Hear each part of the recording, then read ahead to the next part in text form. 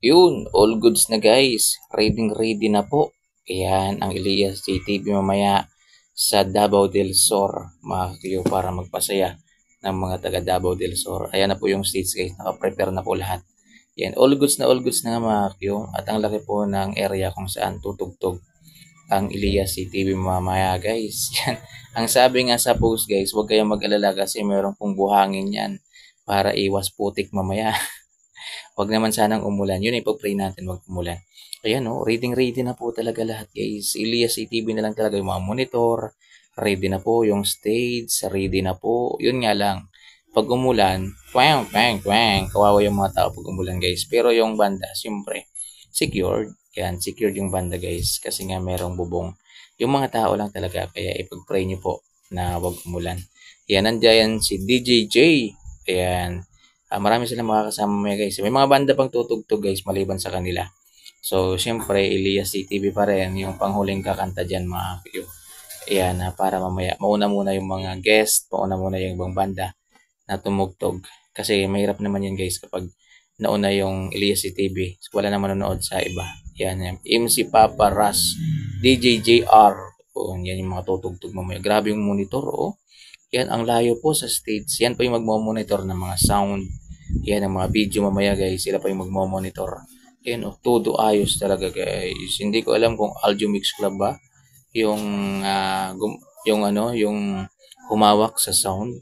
Ayan, reading na talaga.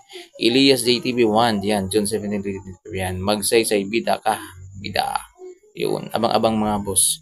Ayan, basta yung sinasabi ko sa inyo, prepare na po kayo guys. Yan, mga ganitong oras na to.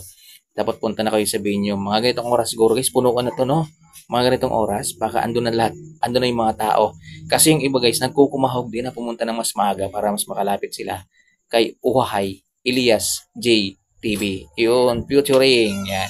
DJ GR. Yun, grabe. Sobrang saya to guys mamaya. Ang swerte niyo po diyan sa Davao del Sur guys. Kasi nga, bumalik ulit yan si Elias TV. Sa pagkaalam mo guys, ito na yung pangalawang balik niya sa Davao del Sur. Yan, sa pagkaalam ko. Pero mag-ibang venue lang.